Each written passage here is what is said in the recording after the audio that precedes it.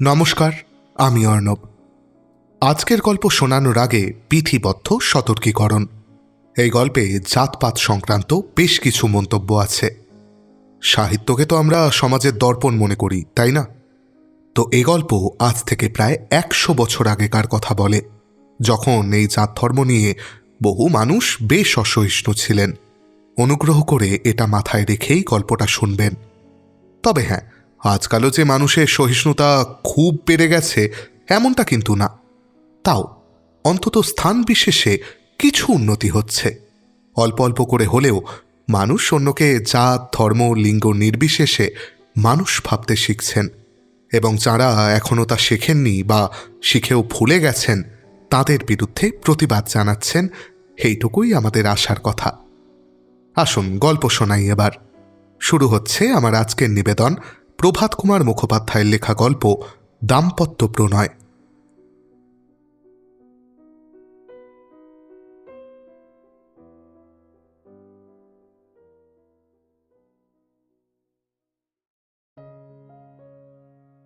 পল্লীগ্রামে পাশার আড্ডা বসিয়াছে। যাহারা খেলিতেছেন তাহারা এক মনেই খেলিতেছেন, অপর যাহারা জমায়েত হইতেছেন তাহারা গুরুক ফুঁকিতেছেন ও নানাবিধ গল্প করিতেছেন। এমন সময় প্রৌঢ়বয়স্ক সীতানাথ দত্ত আসিয়া প্রবেশ করিলেন। সভায় আসন গ্রহণ করিয়া বেণী বসুকে লক্ষ্য করিয়া বলিলেন, শুনেছ বোঝা, এবার তারকেশ্বরে যে ভারী ধুম। হ্যাঁ, চড়ক মেলা নাকি? হ্যাঁ হ্যাঁ, মোহন তো এবার কাশি থেকে বাই, কলকাতা থেকে ক্যাম্পটা নাচ আনাচ্ছে যে। আর গোবিন্দ অধিকারীর যাত্রা তো আছেই। আবার কলকাতায় নাকি একরকম ছিয়াচার উঠেছে, তাও একদল আসবে। পশ্চিম থেকে ভুরে খাঁ, চাঁদ খাঁ এসেছে, তারা ভোজবাজি দেখাবে। সে নাকি একেবারে আশ্চর্য কাণ্ড। বসু যা বললেন, বটে, এবার তো তাহলে ভারী ধুম দেখতে পাই। তা তুমি যাচ্ছ নাকি? যাচ্ছি মানে? ধরে নাও গিয়েইছি। বলাকান্দির গাড়িখানা নগদ 8 ঘন্টা পয়সা দিয়ে বায়না করে রেখেছি। সংক্রান্তির দিন ভোরে উঠে রওনা। বলিয়া সীতানাথ সকলের পানে চাহিয়া গর্ব ভরে হাস্য করিলেন। তারকেশ্বরে সংক্রান্তি মেলায় এইবার এই অভূতপূর্ব আয়োজনের সংবাদ পাইয়া বৈঠকখানায় উপস্থিত সকলেই চঞ্চল হইয়া উঠিল এবং তারকেশ্বরে যাইবার পরামর্শ করিতে ব্যস্ত হইল। কেবল নরহরি বিশ্বাস নামক এক ব্যক্তি এ বিষয়ে কিছুমাত্র উৎসাহ না দেখাইয়া নীরবে বসিয়া ধূমপান করিতেছিল।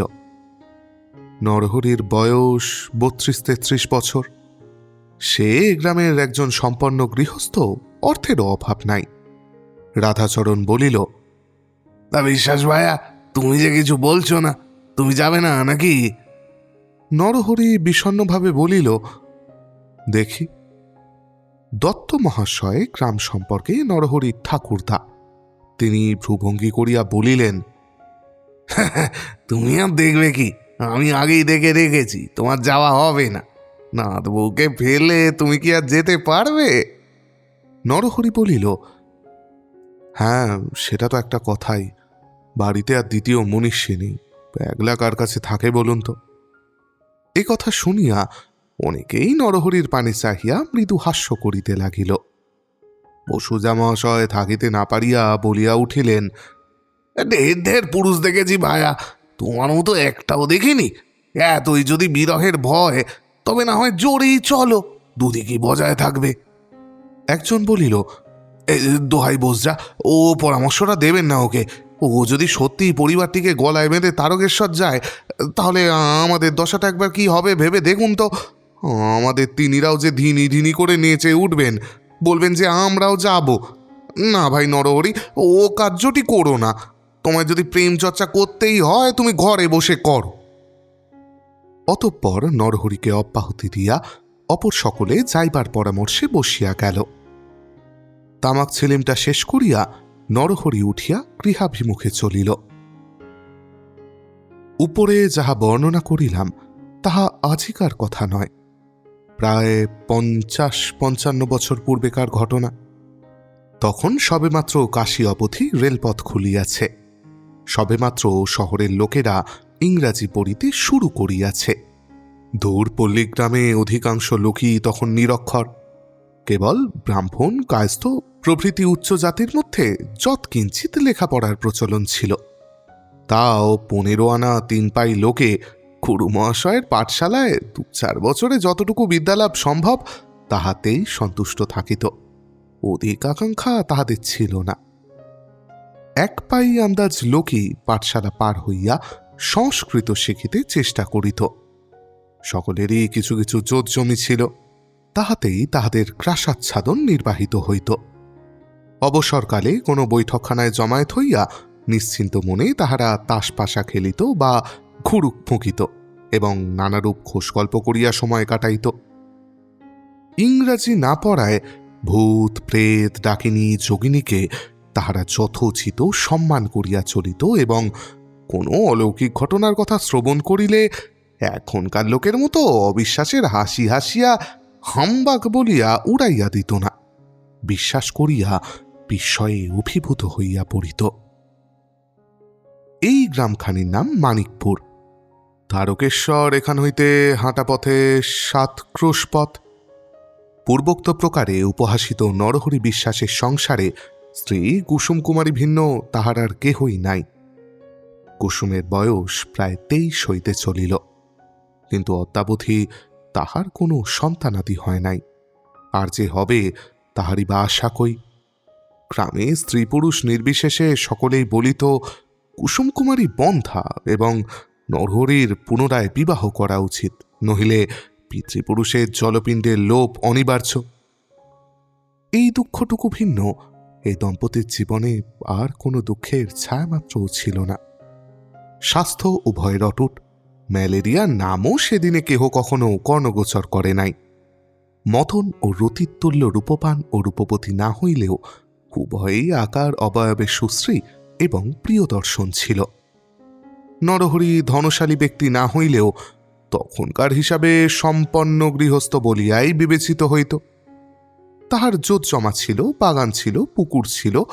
সে সকলের উপসত্ত্বে স্বচ্ছন্দে ও নিরুদ্বেগে তাহাদের জীবনযাত্রা নির্বাহিত হইত। আর একটি অমূল্য সম্পদে তাহারা অধিকারী ছিল, অবিচ্ছিন্ন ও গভীর দাম্পত্য প্রণয়। বস্তুত তাহাদের দাম্পত্য প্রণয় গ্রামের মধ্যে প্রবাদ বচনের মতোই প্রচারিত ছিল।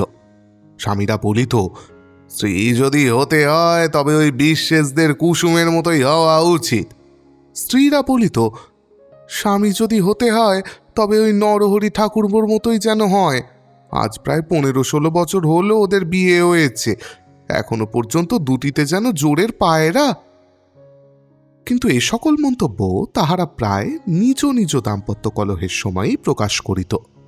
সুস্থ মনে পুরুষরা বলিত, বুড়া হইতে চলিল, এই বয়সেও সেই 20 বছরের চোঁড়ার মতো, পলকে প্রলয় গনিয়া স্ত্রীর আঁচল ধরিয়া বেড়ানো।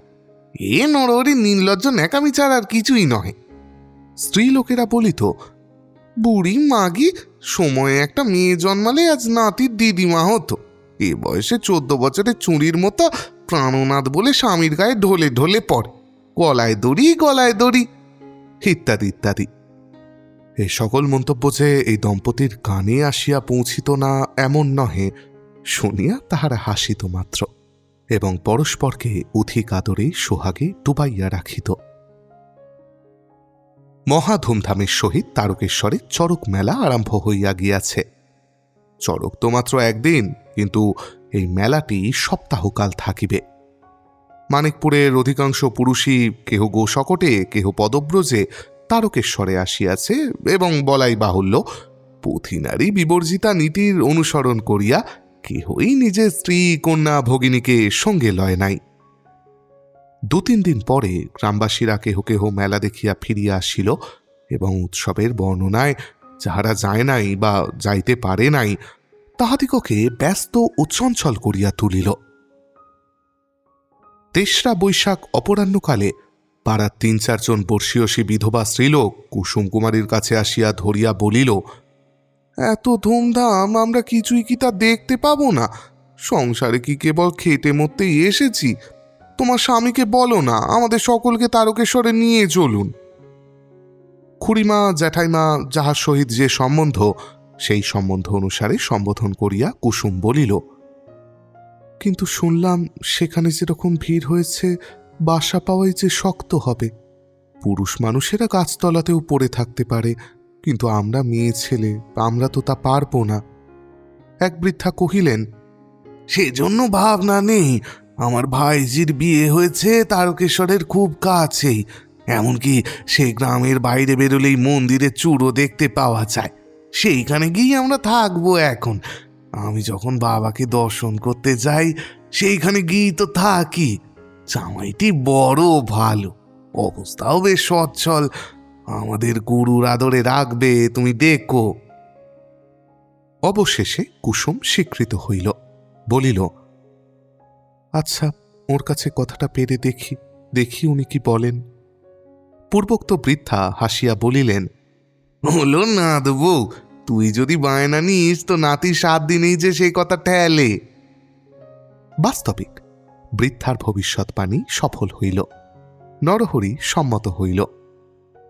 পরদিন প্রাতে একখানি গোশকটে সস্ত্রীক নরহরি এবং অপর একখানিতে ঠান্ডি, খুড়িমা ও জ্যাঠাইমা তারকেশ্বরের উদ্দেশ্যে যাত্রা করিলেন। মানিকপুর গ্রাম হইতে আগত বেণী বসু, সীতানাথ দত্ত প্রভৃতি একত্র বাসা করিয়াছেন। যাত্রা, থিয়েটার, ম্যাজিক প্রভৃতি দেখিয়া খুব আনন্দেই তাহারা সময় কাটাইতেছিলেন। বিশেষত বেণী বসুর থিয়েটার দেখিয়া একেবারে মোহিত হইয়া গিয়াছেন। এই দলটি কলিকাতার কোনো একটা অবৈতনিক সম্প্রদায়। পুরুষ মানুষই গোঁপদারি কামাইয়া স্ত্রীলোক সাজে। একদিন শকুন্তলা, একদিন নবনাটক এবং একদিন নীল দর্পণ অভিনয় হইয়া গিয়াছে। সেই সত্য অভিনয় দেখিয়া দর্শকবৃন্দ আত্মহারা হইয়া পড়িয়াছেন। তাই আর একদিন নীল দর্পণ অভিনীত হইবে। থিয়েটারের দল যেখানে বাসা করিয়াছে, বেণী বসু তথায় যাতায়াত আরম্ভ করিয়াছেন এবং সেই দলের কয়েকজন লোকের সহিত বেশ আলাপও জমাইয়া তুলিয়াছেন। সীতানাথ ঠাকুরদার সঙ্গে তিনি পরামর্শ করিয়াছেন গ্রামে ফিরিয়া তথা একটি থিয়েটার দল খুলিতে হইবে। এই অবৈতনিক সম্প্রদায়ের বিশিষ্ট অভিনেতা শিবনাথ সান্যাল এ বিষয়ে ইহাদিগকে যথাসাধ্য সাহায্য করিতে প্রতিশ্রুত হইয়াছেন। শিবুর বয়স আন্দাজ 30 বৎসর। কথাবার্তায় খুব চৌকস, কিন্তু একটু ইংরাজি বুকুনি মেশানো তার অভ্যেস। অভিনয় কার্যে সে ওস্তাদ। পাকাপাকি পরামর্শ করিবার জন্য বেণী বসু আজ শিবনাথকে নিজেদের বাসায় নিমন্ত্রণ করিয়াছেন। সন্ধ্যার কিছু পূর্বেই বাহির হইয়া তিনি থিয়েটারি বাসায় গিয়াছিলেন। সন্ধ্যার পর শিবনাথকে সঙ্গে লইয়া নিজের বাসায় আসিয়াছেন। পথে নরহরির সহিত সাক্ষাৎ। বিস্মিত হইয়া বলিয়া উঠিলেন, কে, তুমিও দেখছি এসেছ? নরহরি বলিল, না এসে আর কি করি বলো বেনিদা, গিন্নি যে ছাড়লেন না। গিন্নি কেউ এনেছো নাকি? হ্যাঁ, এনেছি বই কি। তাছাড়া মিত্তির বাড়ির ঠান্দিদি, মুখুজ্জেদের খুড়িমা, জ্যাঠাইমাও সঙ্গে এসেছেন। তাঁরা সব আরতি দেখতে গেছেন, আমি তাদের আনতে যাচ্ছি। তারাও এসেছে? আচ্ছা আচ্ছা, তা বেশ তা বেশ। এলেই যদি 2 দিন আগে আসতে হতো, নীল দর্পণটা তো দেখতে পেতে। আচ্ছা, তাতে ক্ষতি নেই, কাল রাত্রে আবার নীল দর্পণ হবে, দেখতে যেও। সে কি চমৎকার, দেখলে আর জীবনে ভুলতে পারবে না। চলো শিবু, রাত হয়ে যাচ্ছে। পথে শিবু জিজ্ঞাসা করিল, কে এটা? বেণী বসু নরহরির পরিচয় দিলেন। তাহার অসাধারণ পত্নীভক্তির বিষয়েও সলঙ্কারে বর্ণনা করিলেন। শুনিয়া শিবু হাসিতে লাগিল। বাসায় পৌঁছিয়া বেণী বসু দেখিলেন সীতানাথ হুঁকা হাতে বসিয়া পাকা রুই মাছের পোলাও রন্ধন তদারক করিতেছেন। বলিলেন, শিবুকে ধরে নিয়ে এলাম ঠাকুরদা। আর একটা খবর শুনেছেন? নরহরি এসেছে। এইমাত্র পথে আস্তে আস্তে তার সঙ্গে দেখা হলো যে। সীতানাথ বলিলেন, কে? আমাদের গ্রামের নরহরি? সত্যি নাকি? তো বউকে পেলে? দেখি দেখি, সূর্যি আজ কোন দিকে অস্ত যাচ্ছেন, সরে দাঁড়াও তো একটু। বলিয়া হাসিতে হাসিতে সীতানাথ বারান্দা হইতে গলা বাড়াইয়া আকাশের দিকে চাহিলেন। বেণী বসু বলিলেন, বউকে ফেলে আসবে? তাও কি সম্ভব নাকি ঠাকুরদা? সঙ্গেই এনেছে। সীতানাথ ঘাড় বাঁকাইয়া বলিলেন, বউটাকে এই ভিড়ে কলায় বেঁধে এখানেও এনেছে, কেলেঙ্কারি। বেণী বসু ইতিমধ্যে মাদুর বিছাইয়া শিবনাথকে লইয়া তথায় উপবেশন করিয়াছিলেন। সীতানাথ দুইজনকে 2 ভাঁড় সিদ্ধি দিয়া নিচে এক পাত্র লইয়া পান করিতে করিতে বলিলেন, হ্যাঁ, কেলেঙ্কারি আর কাকে বলে? এক পাড়াতেই তো বাস। আমাদের গিন্নিরাও তো সব দেখছেন শুনছেন। বাড়ি ফিরে গেলে আমাদের দশাটা কি হবে বলো দেখি দাদা। বেণী বসু কহিলেন, আরে জ্বালিয়ে পুড়িয়ে মারবে হে, ইচ্ছে করে আচ্ছা করে ছোঁড়াটাকে জব্দ করে দি। তা দাও না, একটু শিখকে হোক। কিন্তু কি উপায়ে জব্দ করবে সেইটে বলো দেখি। বেণী বসু সিদ্ধির খালি ভাঁটটি নামাইয়া রাখিয়া কহিলেন, সে উপায় তো কত রকমেরই হতে পারে। এই ধরুন না, গ্রামে কারুর নামে এখান থেকে যদি একটা উড়ো চিঠি লেখা যায় যে নরহরি স্ত্রীকে সুন্দরী রেখে মহান্ত মহারাজ। ঠাকুরদা বাধা দিয়া কহিলেন, না না না না, সতী লক্ষ্মী তা কি করতে আছে কখনো? না না, ছি ছি, এসব করো না।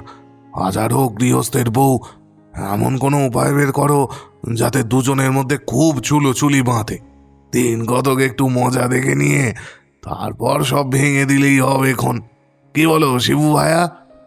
শিবু বলিল, হ্যাঁ, সেই রকমই ভালো। ওর ওয়াইফ কি খুব সুন্দরী নাকি? বেণী বসু বলিলেন, না, এমন কিছু ডানা কাটা পড়ি যে তা নয়, তবে রংটা ফর্সা আছে, মুখ চোখও ভালো। তার নাম কি? কুসুম কুমারী। এডুকেটেড, চিঠি লিখতে পারে। বেণী বসু বললেন, হ্যাঁ, তোমার যেমন কথা। এ কি কলকাতার মেয়ে যে চিঠি লিখতে জানবে? কেন, জানলে কি করতে? তার নামে কোনো জাল প্রেমপত্র টত্র? শিবু বলিল, না না, এমনি জিজ্ঞেস করলাম। এই সময় আরো 2 জন নিমন্ত্রিত ভদ্রলোক আসিয়া জুটিলেন। এ প্রসঙ্গ চাপা পড়িয়া গেল। সীতানাথ উঠিয়া পাকের স্থানে গিয়া পোলাও রন্ধনের তদবিরে ব্যাপৃত হইলেন। পরদিন সন্ধ্যায় আবার নীলদর্পণ অভিনয় হইল। স্ত্রী ও ঠান্দিদি প্রভৃতিকে লইয়া নরহরি থিয়েটার দেখিয়া আসিল। তাহার পরদিন থিয়েটারের দল কলিকাতায় ফিরিয়া গেল। যাত্রার দল, বাই, খেমটা প্রভৃতি এখনো আসর গরম করিয়া রাখিয়াছে। এমন সময় মেলায় আর একটা নতুন আকর্ষণ উপস্থিত হইল। একজন নাকি অসাধারণ সিদ্ধ পুরুষের আবির্ভাব হইয়াছে। তিনি লোকের হাত দেখিয়া ভূত ভবিষ্যৎ তো তুচ্ছ কথা, পূর্বজন্মের ঘটনা পর্যন্ত বলিয়া দিতে পারেন। তবে দক্ষিণাটা কিছু বেশি, নগদ 16 আনা। তিনি নাকি কেদারবদ্রীর পথে একটা ধর্মশালা নির্মাণ আরম্ভ করিয়াছেন। তাহা সম্পন্ন হইতে এখনো 5-6 হাজার টাকা লাগিবে। তাই বাবাজি এই উপায়ে অর্থ সংগ্রহ করিতেছেন মাত্র। নচেত তাহার আহার দৈনিক 250 দুগ্ধ আর কিঞ্চিত ফলমূল মাত্র। বেণী বসু একদিন গিয়া হাত দেখাইয়া আসিলেন। পরিচিত অপরিচিত যাহার সহিতই সাক্ষাৎ হইল বলিতে লাগিলেন, বাবাজির ক্ষমতা একেবারে অদ্ভুত, অত্যাশ্চর্য। আমার জীবনের পূর্বকথা যা যা বললেন শুনে তো আমি হয়ে গেছি মশাই। আবার কেহ কেহ এমনও বলিতেছে, বেটা বুঝরুক, আন্দাজি ঢিল মারে, একটা লেগেও যায়, টাকা উপায়ের ফন্দি করেছে। কিন্তু তথাপি হাত গনাইবার লোকের অভাব হইতেছে না। বাবাজি নিয়ম করিয়া দিয়াছেন, বেলা 8টা হইতে 11টা পর্যন্ত স্ত্রীলোক এবং অপরাহ্ন 2টা হইতে 6টা পর্যন্ত পুরুষগণের হাত দেখিবেন। একটা কাগজে নাম, ধাম ও জন্ম নক্ষত্র লিখিয়া সেই কাগজে একটি টাকা মুড়িয়া চেলার দ্বারা ভিতরে বাবাজিকে পাঠাইয়া দিতে হয়। যথাসময়ে ডাক পড়ে। সেদিন সন্ধ্যার পর রন্ধন করিতে করিতে খুড়িমা নরহরি স্ত্রী কুসুমকে বলিলেন, আচ্ছা বৌমা, তুমি একবার গিয়ে হাত দেখাও না কেন? তোমার ছেলে পিলে হলো না কেন? কি ব্রত টোত মানত রানত করলে হতে পারে, সেটা তো একবার জেনে আসতে পারো। জ্যাঠাইমাও ঠান্দির এই প্রস্তাবে উৎসাহ প্রকাশ করিলেন। কুসুম গিয়া স্বামীকে জিজ্ঞাসা করিল। নরহরিও আপত্তি করিল না। পরদিন প্রাতে কুসুমকে লইয়া ইহারা বাবাজির আশ্রম অভিমুখে গমন করিলেন। নিয়ম অনুসারে নাম ও জন্ম নক্ষত্র লেখা কাগজে একটা টাকা মুড়িয়া চেলা বাবাজির দ্বারা ভিতরে পাঠাইয়া দিয়া বাহিরে বসিয়া অপেক্ষা করিতে লাগিলেন। একে একে এসে উপস্থিত অন্যান্য স্ত্রীলোকগণের ডাক হইতে লাগিল। ক্রমে শেষে যিনি গিয়াছিলেন তিনিও বাহির হইয়া আসিলেন। চেলা ডাকিল, কুসুম কুমারী কান্নাম, শিগগির এসো। কুসুম উঠিল। ভিতরে যাইতে তার পা কাঁপিল। প্রবেশ করিয়া দীর্ঘ জটাজুটোধারী ভস্মাচ্ছাদিত বাবাজিকে দেখিয়া তাহাকে সাষ্টাঙ্গে প্রণাম করিল। বাবাজি বলিলেন, হ্যাঁ, জি দাঁড়াও বেটি, তা বলো তুমি কি জানতে চাও? কুসুম সভয় কণ্ঠে বলিল, আজ 15 বছর হলো আমার বিয়ে হয়েছে। আজ পর্যন্ত একটি সন্তানের মুখ দেখতে পেলাম না। তাই আমরা স্ত্রী পুরুষ বড়ই মনের দুঃখে আছি বাবা।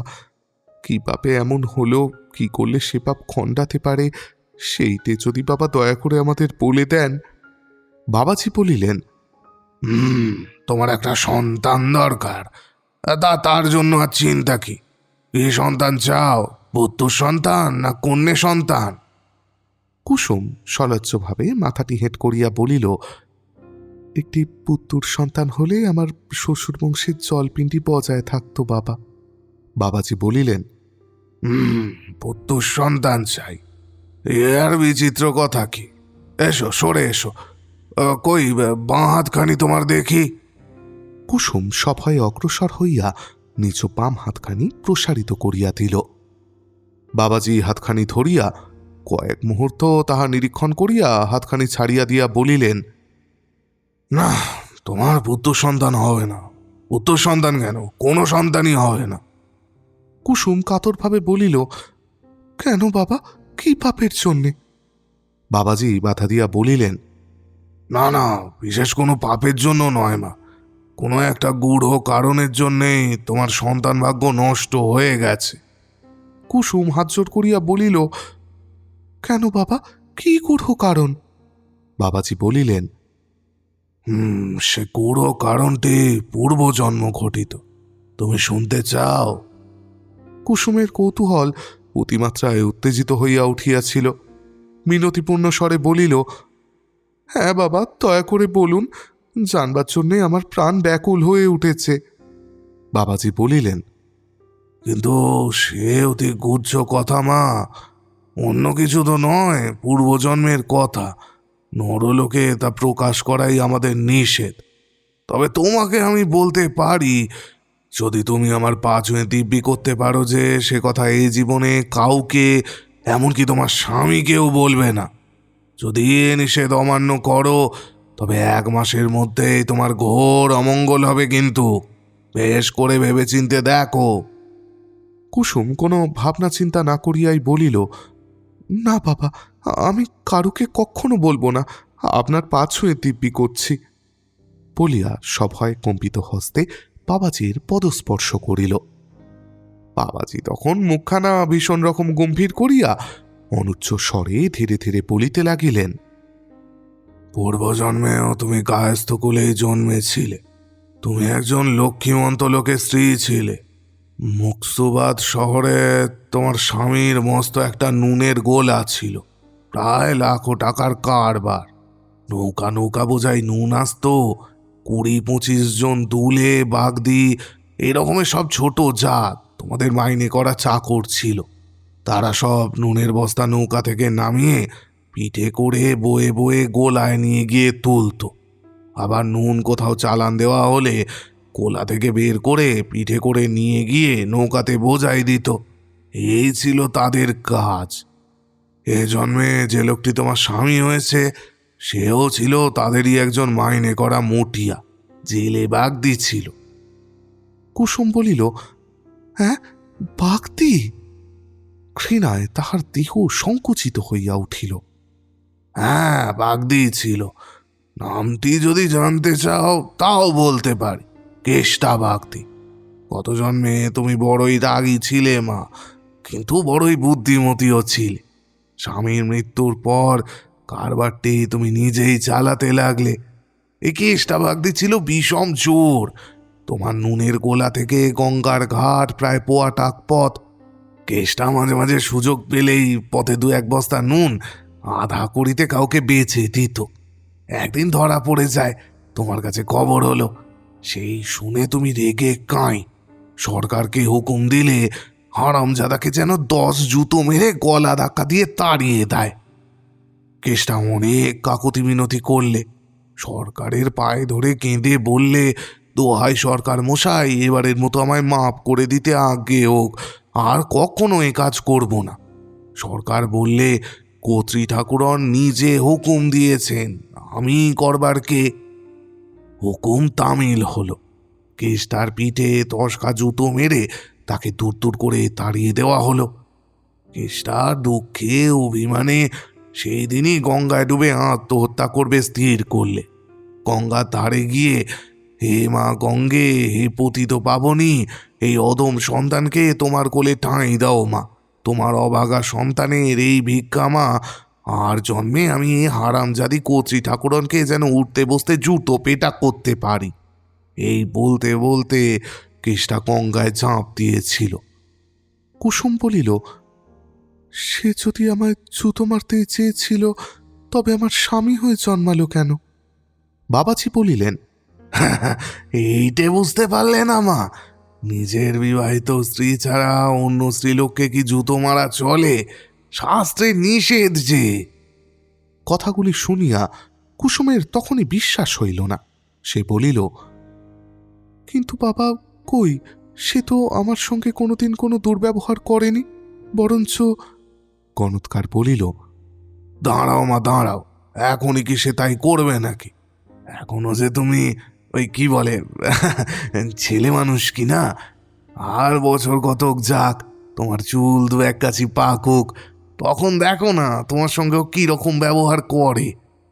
অত কথায় কাজ নেই মা, তোমার একটা পরীক্ষা আমি বলে দিচ্ছি, তাহলেই তুমি বুঝতে পারবে আর জন্মে ও বাঘ দিচ্ছিল কি না। কুসুম আগ্রহের সহিত জিজ্ঞাসা করিল, কি পরীক্ষা বাবা?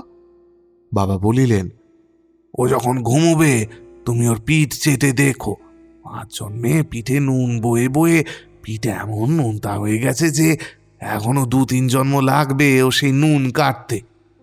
আচ্ছা আচ্ছা, এখন ঘরে ফিরে যাও মা, অনেক লোক বাইরে অপেক্ষা করছে। কুসুম তখন গণৎকার ঠাকুরকে প্রণাম করিয়া ম্লান মুখে সচল নয়নে বিদায় গ্রহণ করিল। বাসায় পৌঁছিলে সুযোগ মতো নরহরি আসিয়া তাহাকে জিজ্ঞাসা করিল। হাত দেখে বাবাজি কি বললেন? কুসুম সংক্ষেপে উত্তর করিল, ছেলে হবে না বললেন, বলিয়া ম্লান মুখে চলিয়া গেল।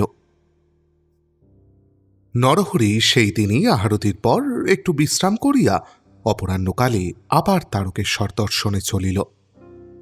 তথায় গ্রামস্থ বন্ধুগণের আড্ডায় পৌঁছিয়া দেখিল সকলেই বাহির হইয়া গিয়াছে।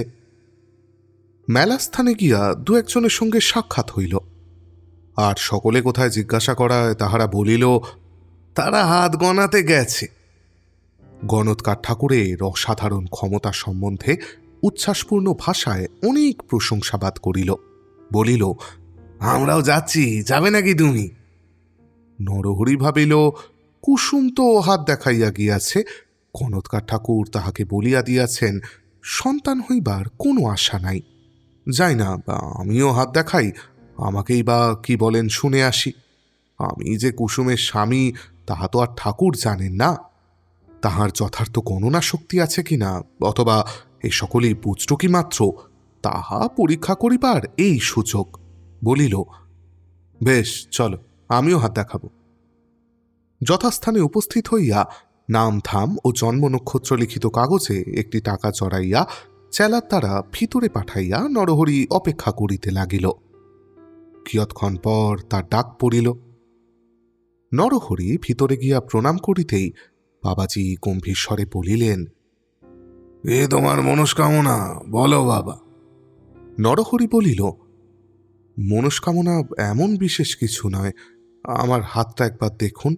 আমার আয়ুষ্কাল, ধনলাভ, পুত্রস্থান এইগুলো সব কেমন সেইটাই জানবার অভিলাষ। আচ্ছা আচ্ছা, সরে এসো, দাও দেখি হাতখানা।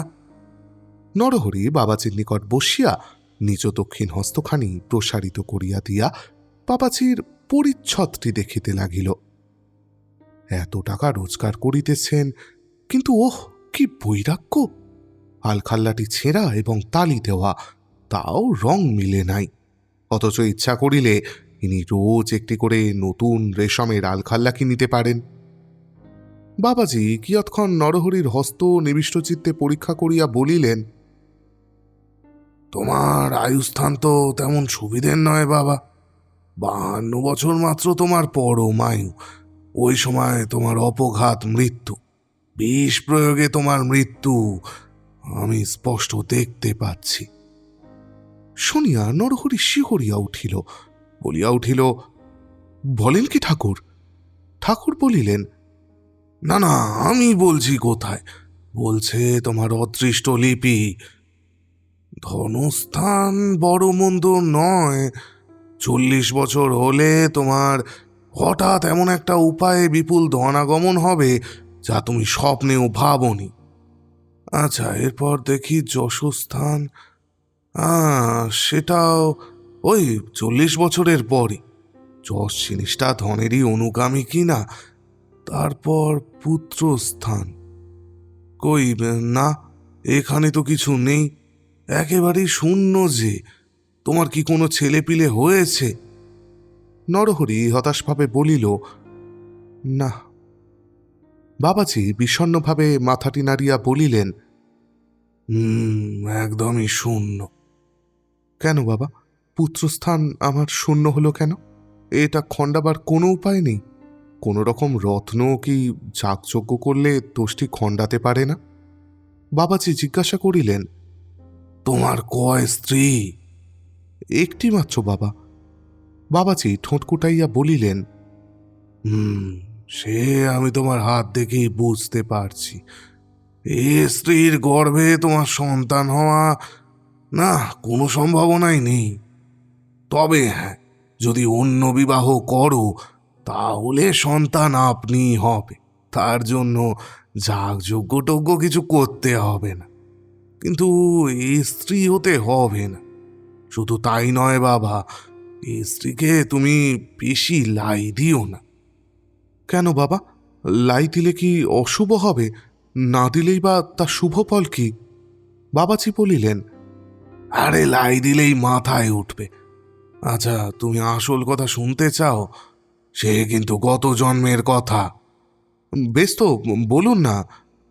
বেশ তো বলুন না বললেই তো হবে না বাবা, পূর্বজন্মের কথা। এই সকল গুচ্ছাতিগুচ্ছ বিষয় যাকে তাকে অমনি বললেই হলো। তুমি যদি আমার পা ছুঁয়ে দিব্যি করতে পারো যে আমি তোমায় আজ যা যা শোনাবো তুমি নরলোকে কারুর কাছে তা প্রকাশ করবে না, তবেই তোমায় আমি বলতে পারি। কথাটি যদি তুমি প্রকাশ করে ফেলো তবে কিন্তু তোমার ঘোর অমঙ্গল হবে। নরহরি কয়েক মুহূর্ত ভাবিল, তারপর বাবাজির পদস্পর্শ করিয়া শপথ করিল। বাবাজি তখন বলিতে লাগিলেন, আর জন্মে তুমি মুকসুদাবাদে নবাব সরকারে চাকরি করতে। অবস্থা তোমার বেশ ভালোই ছিল। পুরো বয়সে স্ত্রী বিয়োগ হলে তুমি দ্বিতীয়বার বিবাহ করেছিলে। এই স্ত্রী ভারী সুন্দরী ছিল, যেমন হয়ে থাকে। তুমি তার অত্যন্ত বশীভূত হয়ে পড়েছিলে, যাকে বলে ঘোর স্ত্রৈণ, ওই আর কি। তোমার একটা কুকুর ছিল জানো, ঠিক কুকুর নয়, কুকুরই। তোমার আগে স্ত্রী সেই কুকুরটিকে বড়ই ভালোবাসতেন। তোমার এই দ্বিতীয় পক্ষটি সেই জন্য কুকুরটিকে মোটেই দেখতে পারত না, তাকে মারতো, ভালো করে খেতে দিত না। একদিন সে কুকুরটিকে এক লাথি মেরেছিল। কুকুরটি রাগ সামলাতে না পেরে ঘ্যাঁক করে তার পায়ে কামড়ে দেয়। এই আর চায় কোথা, পেটি তো কেঁদেই অনর্থ। তুমি বাড়ি এসে তাই দেখে রাগের বশে কুকুরের মাথায় একটা লাঠি মেরেছিলে, তাতেই তার মৃত্যু হয়। মরবার সময় সে মনে মনে বলেছিল, কার দোষ বাবু তার কিছুই অনুসন্ধান করলেন না, তৃতীয় পক্ষের স্ত্রীর কথা শুনে আমার প্রাণ বধ করলেন। এই ভাবতে ভাবতে সে প্রাণ ত্যাগ করলে। তারপরে তার আত্মা কাশীতে বাবা বটুক ভৈরবের দরবারে উপস্থিত। বটুক ভৈরবী কুকুরদের দেবতা কি না। কুকুরটি হাত জোর করে বাবাকে বলল, হে বাবা বটুক ভৈরব, এইবার আমাকে দাও, আর জন্মে যেন ওকে প্রতিফল দিতে পারি। আমায় যেমন বধ করেছে, আর জন্মে আমিও যেন ওকে মেরে ফেলতে পারি। বাবা বললেন, পাগল কুকুর না হলে তো কারোর কামড়ে মানুষ মরে না। তাছাড়া তোর পাপ শেষ হয়েছে, তুই এবার মানুষ হয়ে জন্মাবি। তার চেয়ে বরঞ্চ তুই ওর স্ত্রী হয়ে জন্মাস, বিষ খাইয়ে ওকে মেরে ফেলিস। সেই জন্যই সেই কুকুর বা কুকুরি তোমার স্ত্রী হয়ে জন্মেছে, তোমাকে বিষ খাইয়ে মারবে, তারপর ছাড়বে। নরহরি বলিল, কি বলছেন কি আপনি? আমার স্ত্রী আর জন্মে কুকুর ছিল, আমিই তাকে মেরে ফেলেছিলাম। এ কথা আমি কেমন করে বিশ্বাস করি? বাবাজি গম্ভীরভাবে বললেন, দেখো, বিশ্বাস করা না করা তোমার ইচ্ছা। প্রকৃত ঘটনা যা, তাই আমি তোমাকে বললাম। তুমি পিড়াপিড়ি করলে বলেই তো বললাম, নইলে কারুর পূর্বজন্মের কথা সহসা আমি প্রকাশ করি না। নরহরি সবিনয়ে বলিল, বাবা, আমি আপনাকে অবিশ্বাস করিনি। ব্যাপারটা বড়ই আশ্চর্যজনক, তাই আমার মুখ দিয়ে হঠাৎ ও কথাটা বেরিয়ে পড়েছিল। আপনি কিছু মনে করবেন না বাবা। কেবল একটা বিষয় আমার খটকা ঠেকছে। আমাকে বিষ প্রয়োগেই যদি মারবে, তাহলে স্ত্রী হয়ে জন্মাবার দরকার কি ছিল? অন্য যে কেউ তো। বাবাজি বললেন, এ তো আর সেই কুকুর বলেনি, বলেছেন বাবা বটুক ভৈরব। দেবতার লীলা এত সহজে কি বোধগম্য হয়? বোধ হয় এর মীমাংসা এই যে, ও সব কাজে স্ত্রীর যেমন সুযোগ হবে, তেমন কি আর কারোর হবে? নরহরি বলিল, হ্যাঁ, তা বটে। বাবাজি প্রসন্ন হইয়া বলিলেন, আচ্ছা আচ্ছা, তুমি যদি এ বিষয়ে প্রমাণ পাও তাহলে বিশ্বাস হবে তো? নরহরি বলিল, আপনার দয়া বাবা। বাবাজি তাহাকে এক টুকরো কাগজ দিয়া বলিলেন, তোমার স্ত্রীর নামটি এতে লেখো। বাবাজি লিখিত কাগজখানি ফেরত লইয়া কুসুম কুমারীর নামের দ্বিতীয়, তৃতীয় ও পঞ্চম অক্ষর কাটিয়া সেটি নরহরির হাতে দিয়া বলিল, পড়ো। নরহরি পড়িল, কুকুর। তাহার গা শিহরিয়া উঠিল। নির্বাক বিস্ময়ে সে স্তব্ধ হইয়া রহিল। বাবাজি বলিলেন, আরও প্রমাণ আছে। রোজ রাত্রে তুমি ঘুমুলে কুকুরের যা স্বভাব আর কি, তোমার স্ত্রী তোমার পিঠ চাটে। তুমি কোনোদিন জানতে পারোনি?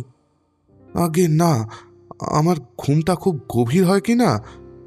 আচ্ছা আচ্ছা, একদিন ঘুমের ভান করে কিছুক্ষণ পিছু ফিরে শুয়ে থেকো, তাহলেই দেখতে পাবে। নরহরি বিদায় গ্রহণ করিল। মেলার কোনো তামাশা দেখা আর তাহার ভালো লাগিল না। তারকেশ্বরে থাকিতেই আর ভালো লাগিল না। পরদিন ঠান্দি, খুড়িমা ও জ্যাঠাইমার বিস্তর প্রতিবাদ সত্ত্বেও সকলকে লইয়া নরহরি বাড়ি ফিরিল। সেই দিন সন্ধ্যার পর সীতানাথ দত্তের তারকেশ্বরের বাসায় শিবনাথ তাস খেলিতে আসিল। সীতানাথ জিজ্ঞাসা করিলেন, কি হলো হে শিবু? শিবনাথ হাসিয়া বলিল, হ্যাঁ, কি আবার হবে, পরামর্শ যেমন হয়েছিল ঠিক সেই রকমই বলেছি। কিন্তু দাদা, যাই বলো, চুরিটাকে যখন বললাম তোমার হাজব্যান্ড আগের জন্মে বাঘ দিয়েছিল, তখন তার মুখখানি এমন সরফুল হয়ে গেল, যা দেখে আমার বাড়ি দুঃখ হতে লাগে। ভাবলাম দুর্ভাগ্যে কথাটা পাল্টে দিই। অনেক কষ্টে নিজেকে সামলেছিলাম। সীতানাথ জিজ্ঞেস করলে, আর মিনসেটা? মিনসেটার প্রাণে বড় ফিয়া রয়েছে, স্ত্রী বিষ খাওয়াবে, সোজা কথা। বেনি বসু বললেন, কিন্তু বুদ্ধিটা খুব ভালো বের করেছিলে ভায়া। একজন ছিল কুকুরি আর একজন নুন বাবা মুটে। বাস্তবে তোমার বুদ্ধির তারিফ করতে হয়। শিবু বলিল, আমরা হলাম ক্যালকাটার সান, আমাদের হাড়ে ভেলকি খেলে। সকলে হাহা করিয়া হাসিতে লাগিলেন। সীতানাথ বলিলেন, সাজগোজটিও তোমার চমৎকার হচ্ছে কিন্তু। আচ্ছা, এই কদিনে কত টাকা রোজগার হলো? শিবু বলিল, ওদিকে ডেলি 25, 30, 40 টাকা পর্যন্ত হচ্ছিল। এখন ক্রমেই কিছু কমছে। মেলা তো প্রায় ফিনিশ হয়ে এলো, লোক আর তেমন কই। তাহার পর তাস খেলা আরম্ভ হইল। সেদিন নরহরির বাড়ি পৌঁছিতে সন্ধ্যা হইল। সমস্ত দিন আহার হয় নাই। কুসুম তাড়াতাড়ি গা ধুইয়া আসিয়া আলু ভাতে ভাত ছড়াইয়া দিল। আহারের সময় নরহরির মনে হইতে লাগিল সে যেন কুকুরের ছোঁয়া ভাত খাইতেছে। খাইয়া তৃপ্তি হইল না, পুরো খাইতেও পারিল না। অর্ধেক পাতে ফেলিয়া উঠিয়া পড়িল। আচমন করিয়া পান মুখে দিয়া নরহরি বিছানায় শয়ন করিল। কুসুম আসিয়া তামাক সাজিয়া দিল। বিছানায় বসিয়া তামাক খাইতে খাইতে নরহরি বলিল, যাও, আর দেরি করো না, খেয়ে এসে শুয়ে পড়ো। সারাদিন গরুর গাড়ির ঝাঁকানিতে শরীর তো একেবারেই এলিয়ে গেছে।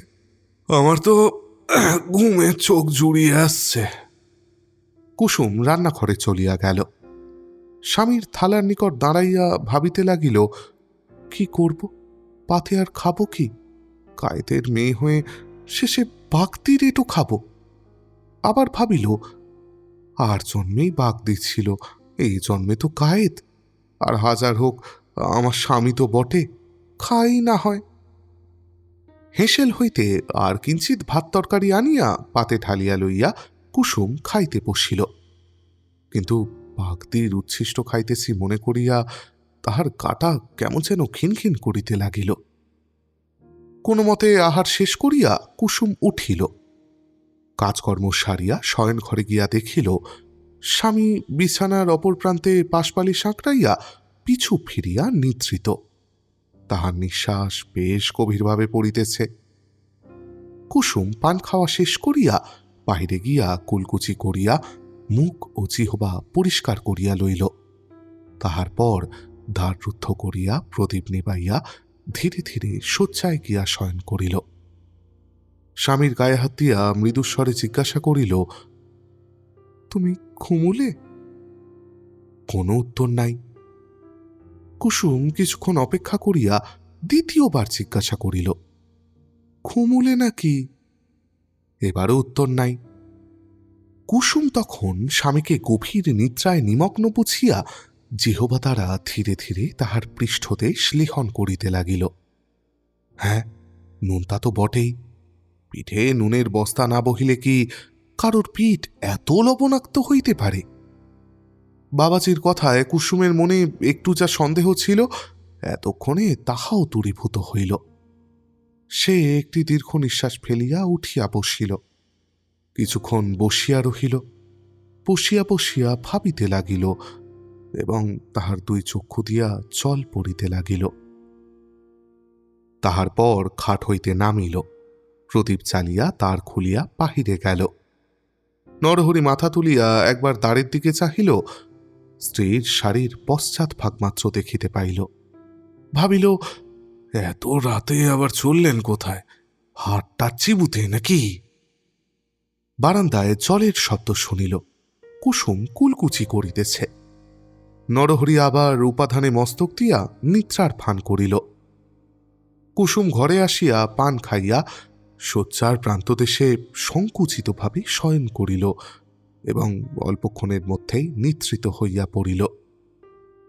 নরহরি তখন উঠিয়া বাহিরে গিয়া জল হাতে পিঠের চাটা অংশটুকু পেশ করিয়া ধুইয়া আসিয়া শয়ন করিল।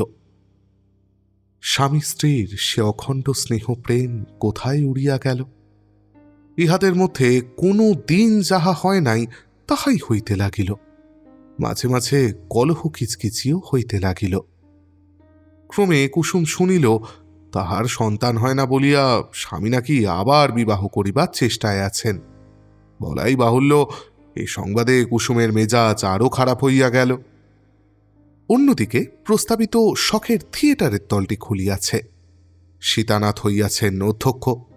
শিবনাথ কলকাতায় গিয়াই একখানি শকুন্তলা নাটক পাঠাইয়া দিয়াছিল। নীলদর্পণ শক্ত, তাই শকুন্তলারই অভিনয় প্রথমে হইবে।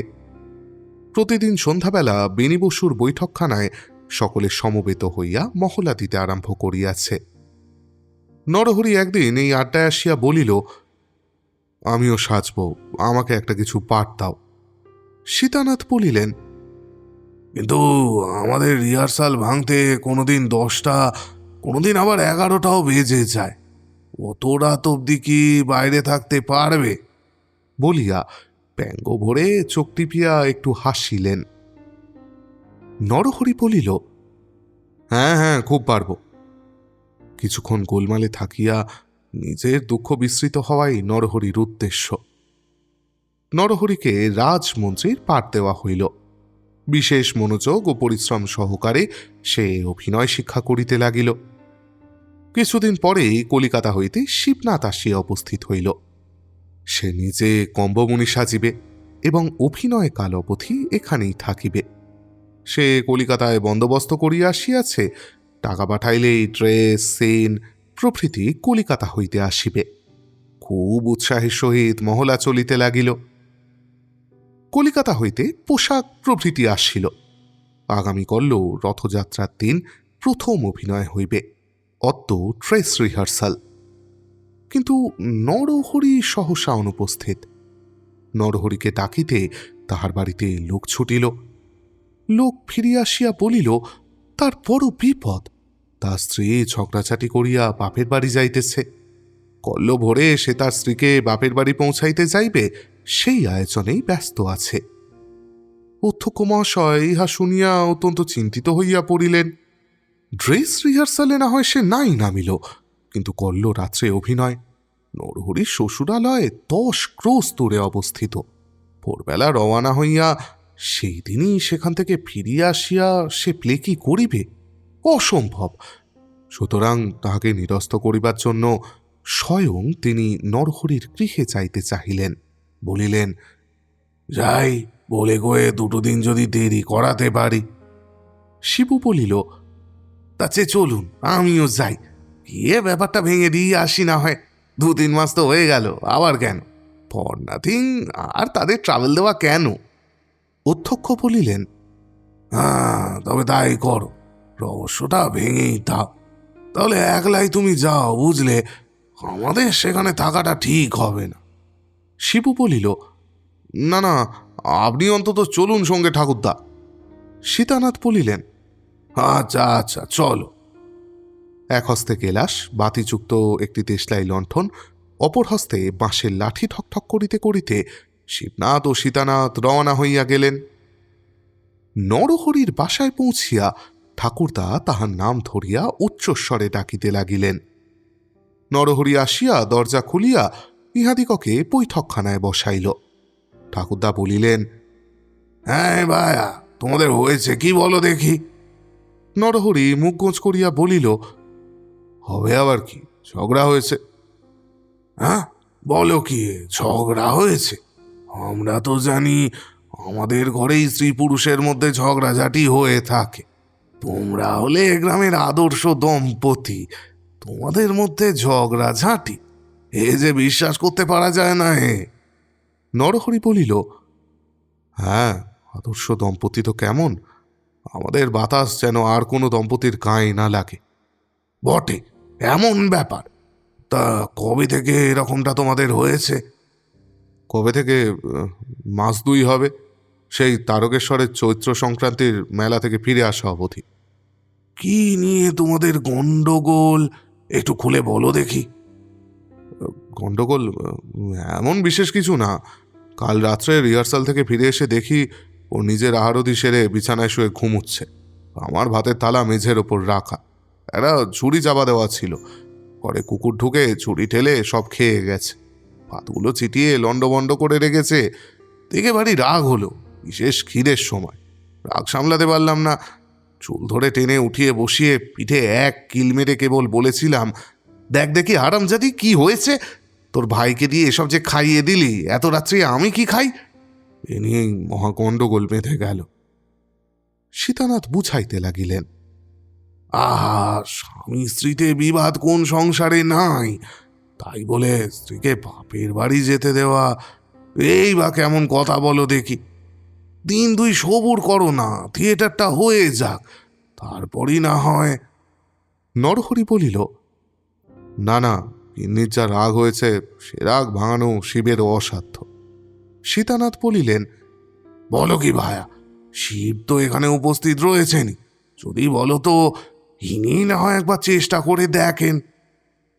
সীতানাথ ও শিবনাথকে নরহরি অন্তঃপুরে লইয়া গেল। শিবনাথ গিয়াই কপট ভক্তি ভরে একটি প্রণাম করিয়া বলিল, বউ ঠাকুরন, কাল ভোরে তো আপনার কোনো মতেই যাওয়া হতে পারে না, অসম্ভব। আমরা সকলে এত ট্রাভেল নিয়ে থিয়েটার করছি, আপনি না দেখেই চলে যাবেন, তাহলে আমাদের মনে যে বড়ই আফসোস হবে বউ ঠাকুরন। কুসুম ঘোমটা দিয়া অবনত মুখে বসিয়া রহিল, কোনো কথা কহিল না। শিবনাথ বলিল, আপনি অর্ডার দেন না, নুরু দাদাকে রিহার্সালে নিয়ে যাই। কাল থিয়েটার দেখে পরশু হয় কি তার পরের দিন হয় বাপের বাড়ি যাবেন এখন। কুসুম তাহার সেই ঘোমটায়াবৃত মস্তক প্রবলভাবে চালনা করিয়া নিজের অসম্মতি জানাইল। শিবনাথ বলিতে লাগিলেন, দেখুন বউ ঠাকুরন, নুরু দাদার কাছে সব হিস্ট্রি আমি শুনলাম। উনি অবশ্য আপনার সঙ্গে যা করেছেন খুবই অন্যায় কাজ করেছেন, কিন্তু সেটা কি আপনার মাইন্ড করা উচিত? আপনি তো জানেন উনি আজ জন্মেছিলেন বাগদি, পুণ্য বলে এবারে কায়েস্তের ঘরে জন্মেছেন। এখনো সেই বাগদি স্বভাবই তো আছে। একজন মেয়ে কায়েত হলে কি বাগদি জেন্টালম্যান হয়?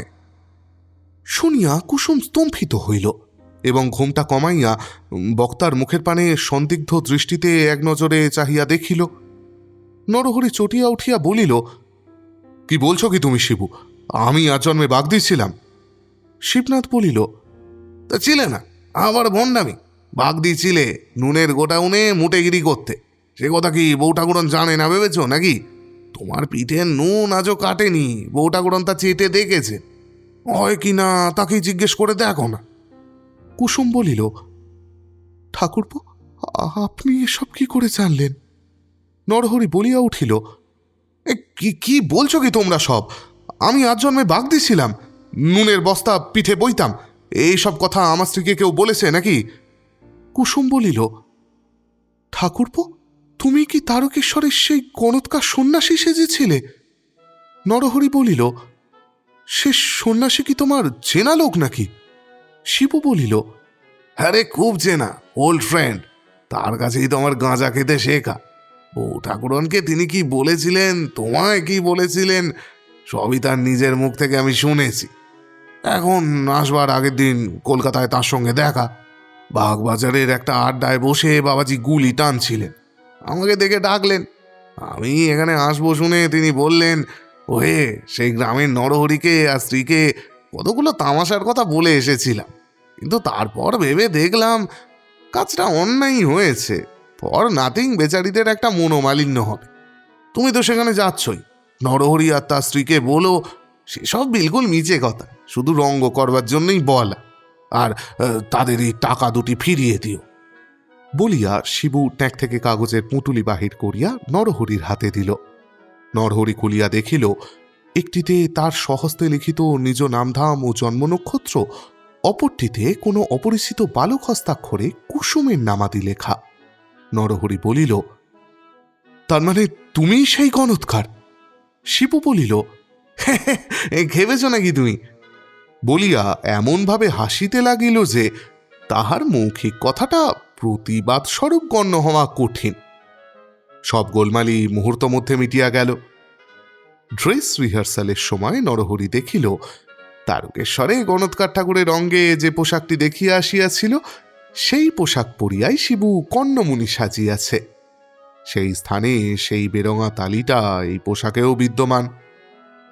রিহার্সাল অন্তে বাড়ি ফিরিয়া স্ত্রীকে সেই কথা বলিল এবং দুইজনে খুব হাসিতে লাগিল। নিজ নিজ নির্বুদ্ধিতার জন্য লজ্জিত হইল। সব গোলমালি সুন্দরভাবে মিটিয়া গেল।